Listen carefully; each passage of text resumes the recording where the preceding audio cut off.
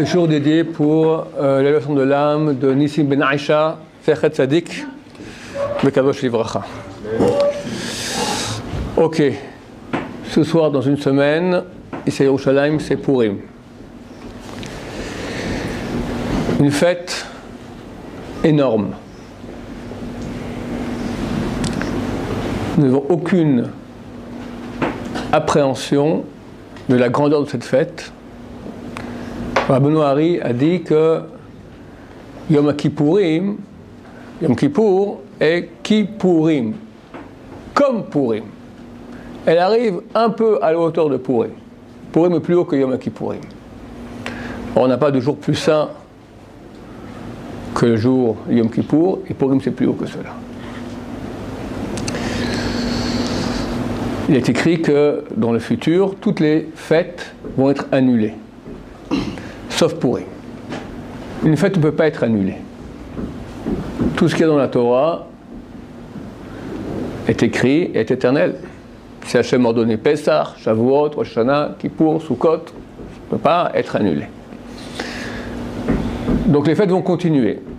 Mais que signifie cette parole de Chazal, que toutes les fêtes vont être annulées? Ça signifie que leur lumière sera tellement petite, comme dit Chazal, Shraga betiara mahane. Une bougie à midi, à quoi elle sert? Allume une lampe de poche à midi. Dehors. Bon, t'es gentil, dommage pour la batterie. Ça sert à rien. Dans l'obscurité dans laquelle nous sommes actuellement, la galoute, ou même quand il n'y a pas la galoute, à l'époque des deux temples, néanmoins, il n'y a pas encore le dévoilement d'Hachem de la fin des temps. Alors, chaque fête, il y a une lumière. Yom Tov. Yom Tov, c'est quoi Yom Tov? Un jour bon. Qu'est-ce qu'il y a de bon? C'est une façon, Chazal parle toujours de façon cachée. Yom Tov signifie, la première fois on voit le mot Tov dans la Torah, c'est à propos de la lumière. Vayar Elokim Ta'or Ki Tov. Dieu vit que la lumière était bonne. En fait, c'est un jour de lumière. Chaque fois qu'Hachem, durant l'histoire, a fait un miracle pour Am Israël, miracle signifie une intervention d'Hachem, c'est une lumière. Sortie d'Égypte, don de la Torah, Shavuot, Sukkot, 40 ans dans le désert, il nous protège dans les nuées, etc.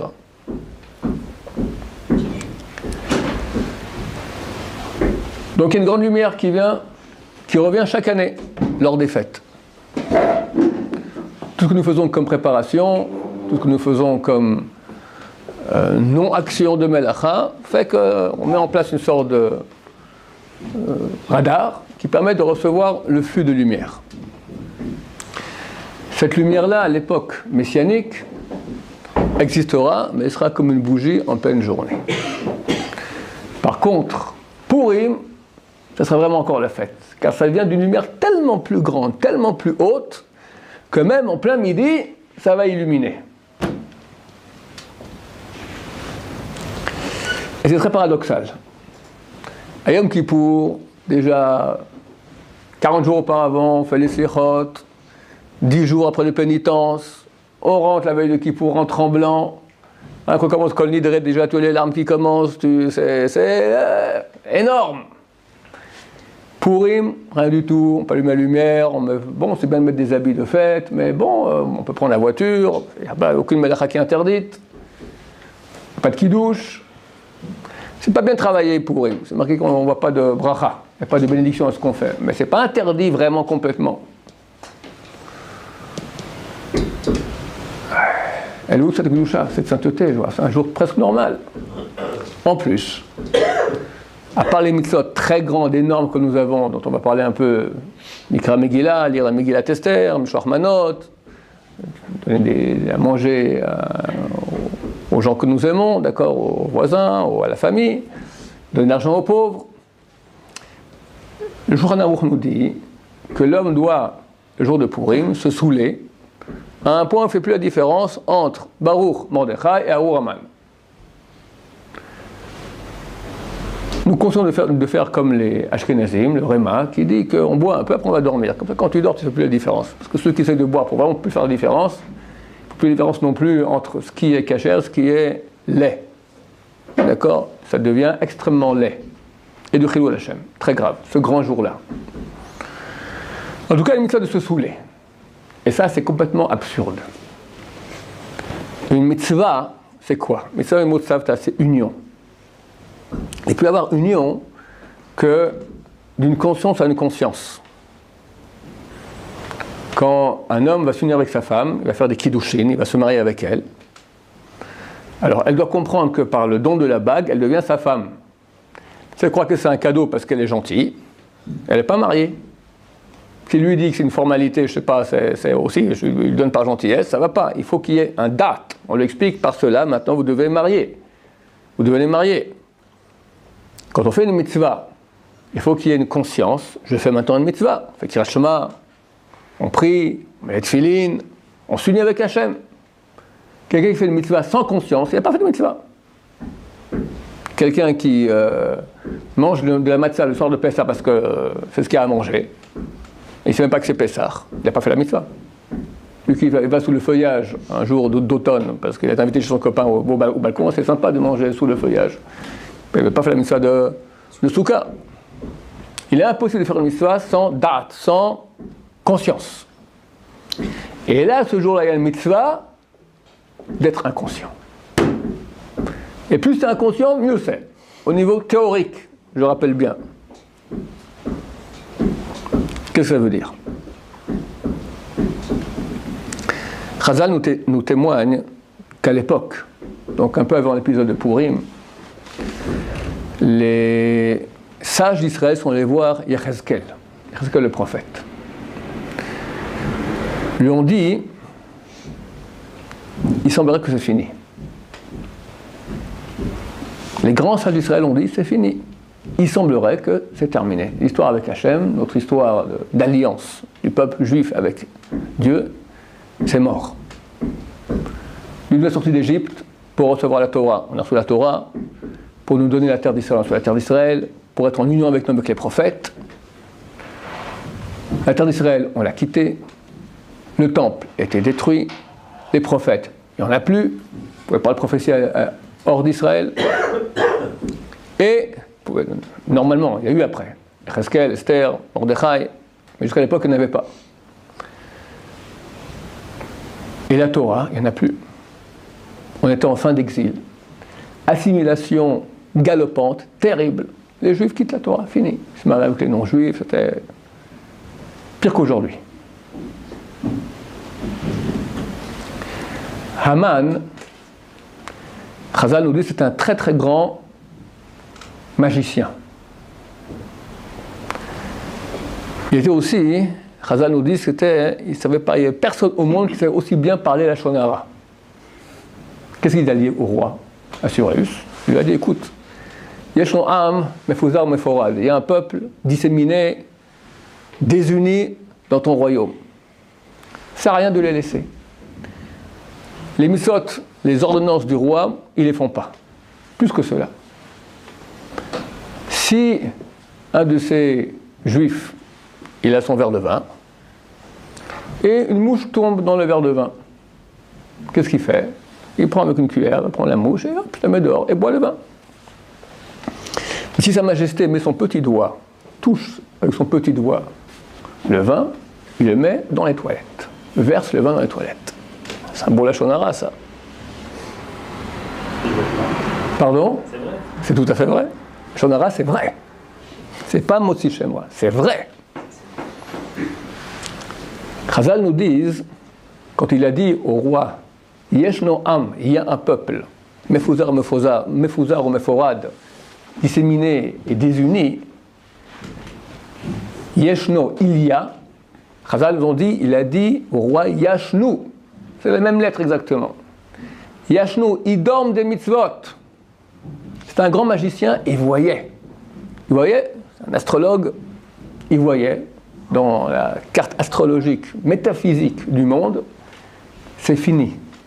Entre Am Israël et Dieu, c'est terminé. Yashnu, il dorme. Si nous on dort, Dieu il dort aussi. Toute sa providence spéciale n'existe plus. Hashem tzilcha yad yeminecha. Dieu et ton ombre sur ta droite, dit Chazal.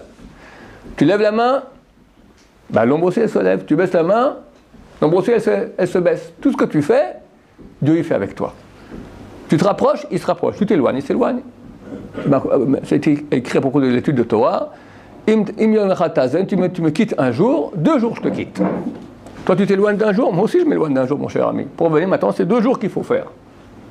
C'est proportionnel. Donc il voit dans la carte métaphysique Haman, et fait un lachon hara. Quel lachon hara? Il dit au roi, c'est maintenant l'occasion, ce peuple, on peut en finir. Leur Dieu dort. Il a dit le roi, mais j'ai peur. Il connaissait l'histoire du peuple juif. Ils ont un Dieu, sorti d'Égypte, etc. Il y a eu beaucoup de miracles. Il a dit, ça c'était quand ils faisaient la Torah, ils étaient en terre d'Israël, ils avaient les prophètes, ils avaient le Beth Amikdash. Là maintenant c'est terminé. Comme les sages d'Israël ont dit à Yecheskel, il a vu la même chose. Et c'est pas un mensonge, c'était vrai. Vrai. Dieu a donné un guet au peuple juif, un acte de divorce.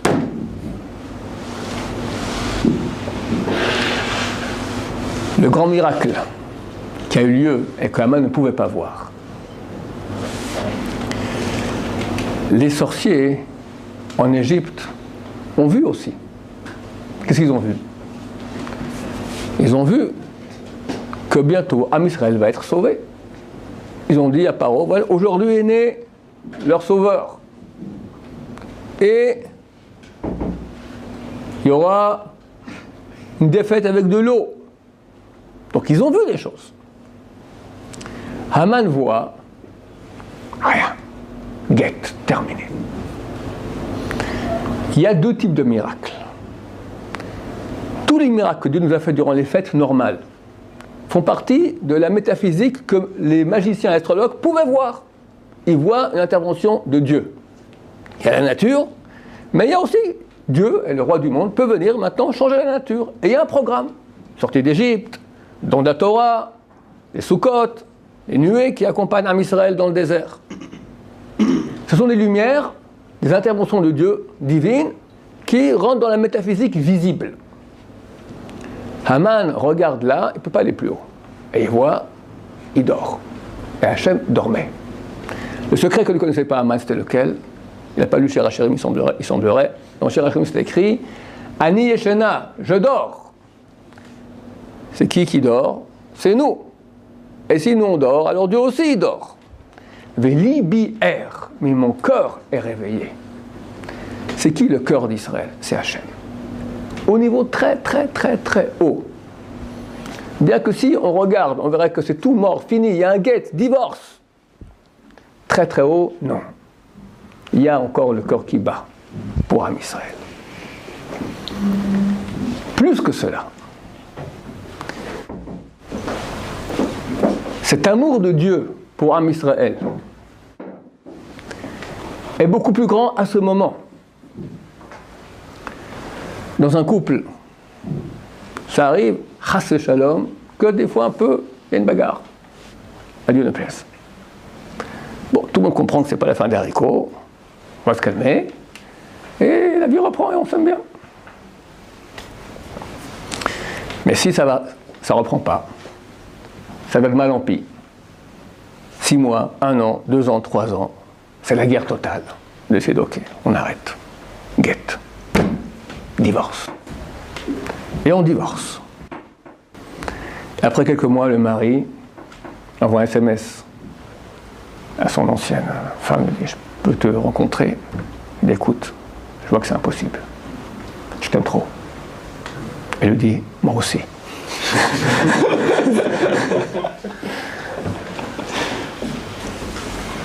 C'est clair qu'il y a ici un dévoilement d'amour beaucoup, beaucoup, beaucoup plus grand. Qu'après la bagarre, on se remette ensemble, ok, on s'aime bien, mais il n'y a pas ce dévoilement d'amour. Petit amour, petite bagarre, petit amour.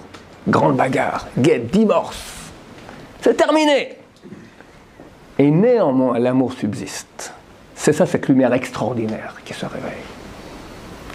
Qui durant aucune fête du calendrier juif, on a une fête pareille. Jamais. C'est plus grand que Shabbat, que Yom Kippour, que toutes les fêtes. C'est une lumière énorme de l'amour extraordinaire, hors du commun, que même à l'époque messianique, il y a encore cette lumière. De quoi ça provient?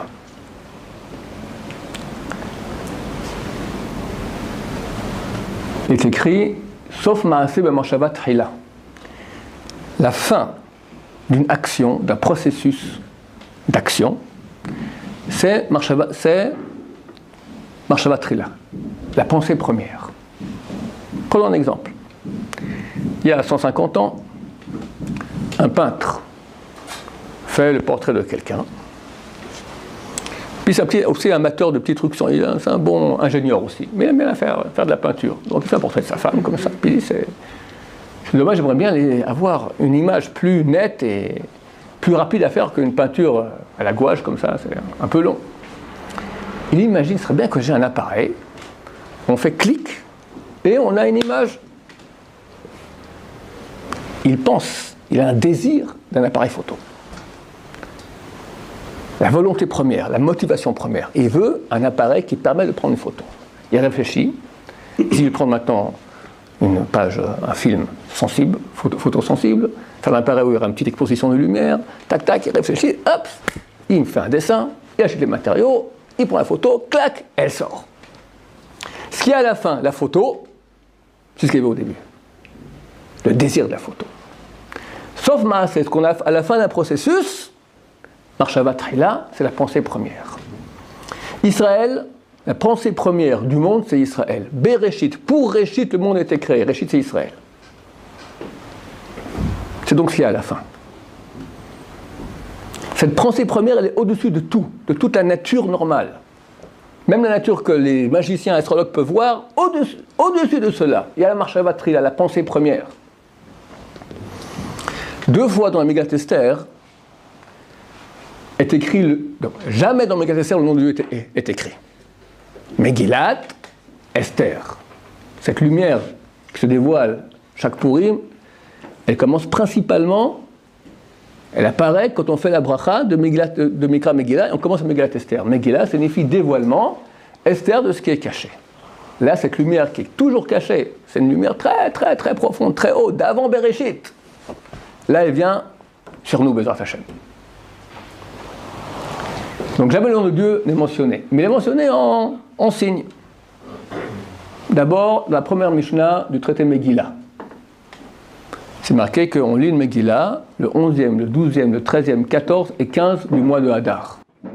Là-bas, la Megillah explique de tous les cas possibles. Quand j'avais votre âge à l'Yeshiva, ça je fait-il pourquoi on oublie maintenant des chiffres pareils, je fais l'addition, j'arrive à 65. 65, valeur numérique du nom Ado et Pinay. Ça veut dire déjà, on te dit, Dieu il est là. La Megillat Esther, dévoilement de Dieu. 2 fois dans la Megillah, il y a les lettres Yud-Ke Vav-Ke qui apparaissent une fois en Rachetevot en initial, Yavo Hamelech Vehaman Hayom, que viennent, c'est Esther qui invite le roi et Haman à venir à son festin. Yavo, que viennent Hamelech, le roi, Vehaman et Haman Hayom, aujourd'hui.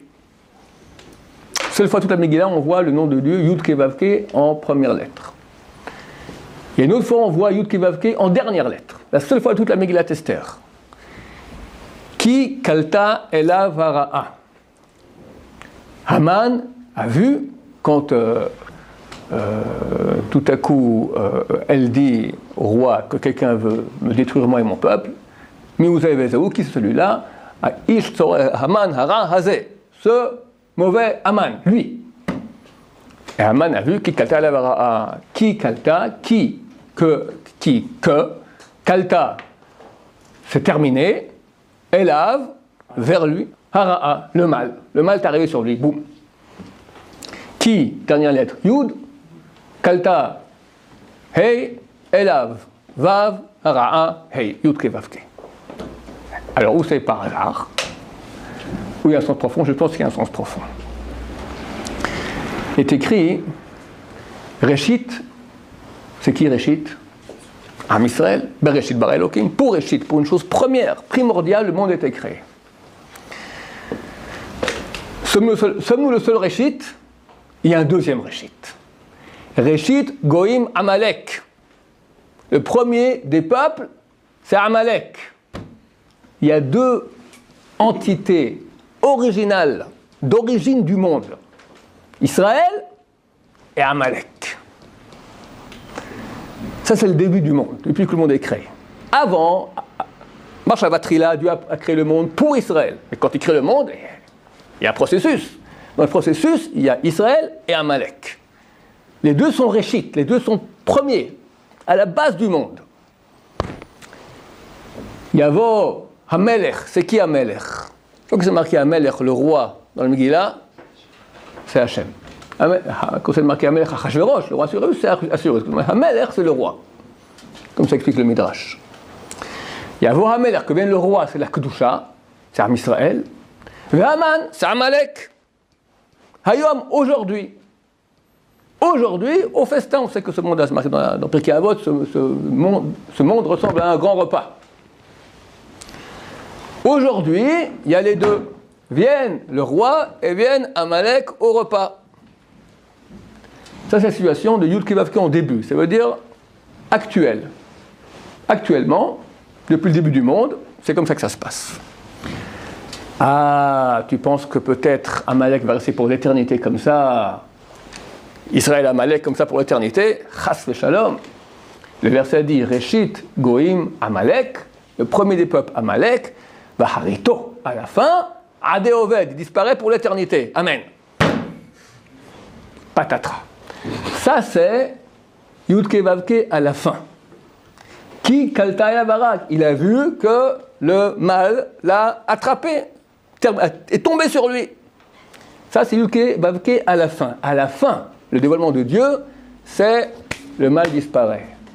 Et là c'est Am Israël, la reconnaissance par le monde entier que le Dieu d'Israël est le Dieu de vérité et tout le mal est éradiqué du monde. Le Ramban, Nachmanide, sur le Chumash, explique lorsqu'il y a eu l'enterrement de Yaakov Avinu. Tous les peuples sont venus à son enterrement à Hébrot, en terre d'Israël. Et ce fut Evel Gadol, ce fut un grand deuil. Le Raman explique pourquoi c'était un grand deuil. C'est le signe de la fin des temps. Un grand deuil pour les nations. Mais pourquoi un grand deuil? Yaakov est mort. Et comment mort? Vous méfiez. 70 jours qu'il est mort, on l'a pris comme ça, ça ne reste plus rien. Pas grand-chose en tout cas. Il sera Am Israël à l'époque messianique. Comme Bnei Israël à l'époque de Esther. Mort. C'est fini. Les sages vont voir Yechezkel, c'est fini, il n'y a plus rien. C'est mort, il n'y a plus un guette.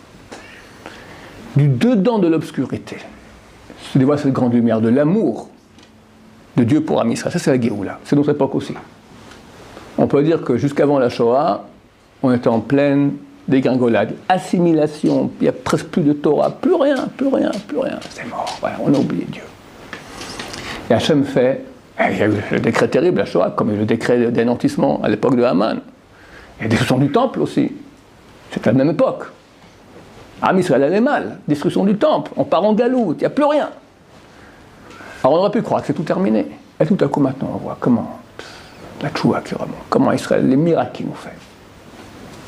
On est en train de voir que le début, c'est cette grande lumière de la Géoula qui se dévoile ces jours-ci. Ces jours-ci, je parle maintenant à notre époque, et ça va aller en grandissant. Et à Purim, c'est bien sûr le jour de cela. Pourquoi on se saoule? Pour exactement montrer, exprimer cet amour qu'Hachem a pour nous au-delà de la conscience. Au niveau de la conscience, du date, c'est mort, il n'y a plus rien. C'est bien au-dessus. C'est Libi, Ani Yeshena, je dors. Alors comment tu dors? C'est un silouk adat, c'est la conscience qui part quand tu dors. Alors il y en a qui boivent, ils vont dormir, comme je dis exactement. Ou on boit au point qu'on n'a plus trop de conscience. Et là se dévoile l'amour d'Hachem.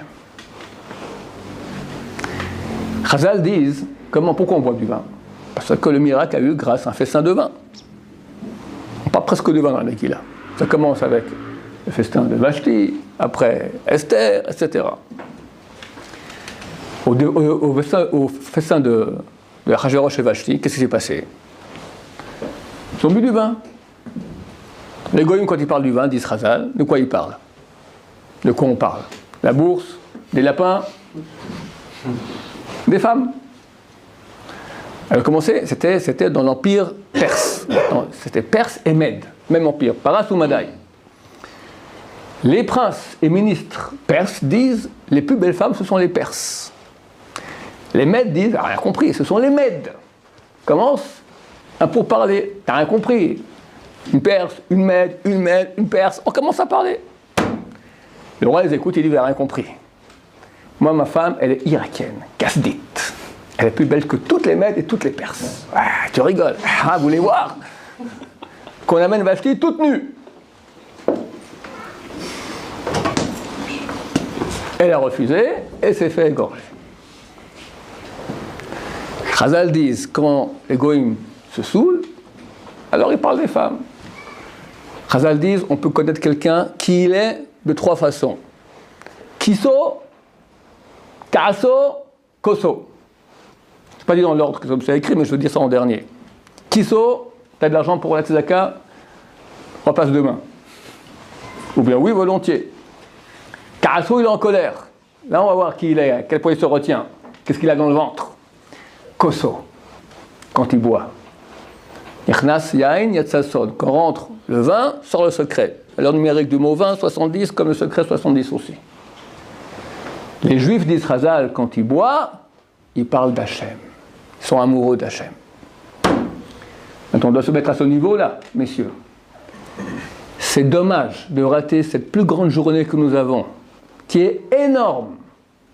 Tout celui qui tend la main à Purim, il faut lui donner de l'argent, la tzedaka. Nous, tout celui qui tend la main vers Hachem, on lui répond. Cette lumière qui vient, qui se dévoile, extraordinaire, miraculeuse, anormale, hors de toute logique des choses. C'est un jour chol, c'est pas un jour de fête. Fête, c'est un truc dans la normalité, complètement anormal. Quand Hachem il fait des miracles dans la normalité, tout à Megillah dans la t'as pas tout à coup une fumigène qui est tombée, un feu, Dieu est venu comme la sortie d'Égypte. Ah bon? C'est sur 12 ans, il y a un festin, puis après, tout coup, il veut une autre femme, il prend Esther. Après, Mordechai entend qu'il y a deux gardes qui veulent faire un attentat contre le roi, il les dénonce. Après, Haman devient le second du roi, etc. Hop, tout cela, tout à la fin, on a compris que Hachem nous aime, mais dans la nature. Donc ce jour-là qui reste soi-disant naturel, et où l'amour de Dieu tellement grand se dévoile, qui sont les sots qui vont se saouler bêtement, faire une beuverie, vont même des fois vomir, vont faire du chilul Hashem, tout le contraire. J'ai entendu cette semaine, on jeûne, le jeûne de Esther, donc mercredi. D'après les livres saints, c'est écrit pourquoi on jeûne, pour essayer d'enlever l'influence négative du mal qui veut nous faire rater la fête de Purim en se saoulant bêtement, en étant complètement idiot. Tu fais des blagues. Une blague, ce jour-là, c'est le moment des blagues.